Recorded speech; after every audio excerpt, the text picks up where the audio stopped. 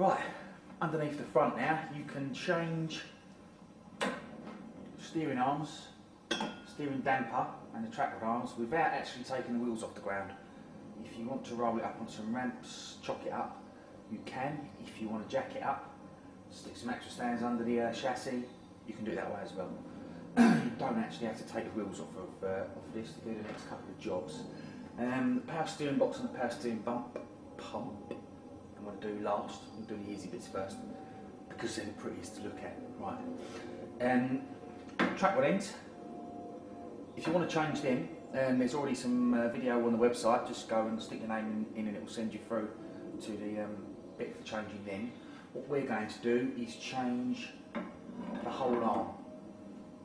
So easy job, you'd think, but I do have that in my hand for a reason. Right, these little pinch bolts, same on Landrover, Discovery, the lot. 11mm bolts. Discovery's only got one on. There's a groove cut in the bar, and that just pinches it up onto the thread. They screw into either end. So loosen the bolts off, give them a tap with the hammer, squirt it up with some slippery stuff, and then because we're changing, I'll just get you the arm actually. Because I'm changing the whole arm. This is a Terra Firma heavy duty one, and it really is heavy. It's got the joint in that end already, and doesn't have pinch nuts. It's got a lock nut on the end, which is a much better idea. Goes like that. Because we're doing a Defender, the old type, the knuckle, the wearing joint, is in the steering arm, not part of the arm. So I'm not going to undo that bolt on the steering arm on this one. If we was doing a Defender, you've got another knuckle joint like that, the other end. So you just undo both ends and whack it in, job done. So on to the difficult bit, which is left-handed thread is that end. So we want to turn the tube clockwise facing that thread to wind it off. I've loosened this nut and cracked this joint. I mentioned that as well. That is also on the website. That basically, when that's loosened, all I've done is give that end of the joint just a club with a hammer, or one hammer one side, another hammer the other side, club it, and it's a tapered joint, just jumps out. That's on the website, and have a look at that. And this is a Stilson, and I have loosened it, but I did have to hang off of it like a gorilla. No way would that have come loose with mole grips.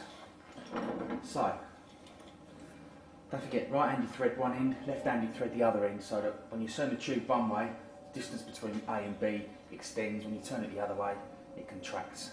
So it's useful for adjusting your steering wheel position. Right, I'm not interested in the joint that end. This is what I want off. So as soon as this gets free enough that I can do it by hand, so I'll come back in a second as soon as it is. Back in a second. Right, okay, it's loose enough to turn by hand now, and you can see it's extended there by an inch, and there's an inch or so of thread sticking out there, so it spans and contracts. Nuts off the end. I've already loosened it from left hand thread, so clockwise.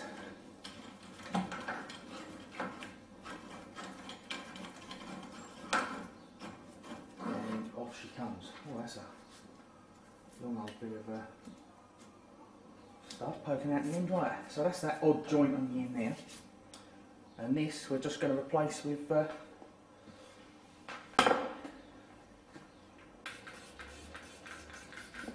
should really clean it up a bit more, but let's see how it goes straight away.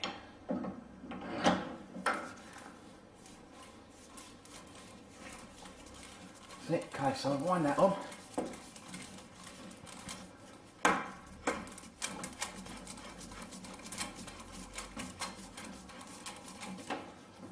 And I'm actually wondering if somewhere there shouldn't be a left-handed locking nut for that.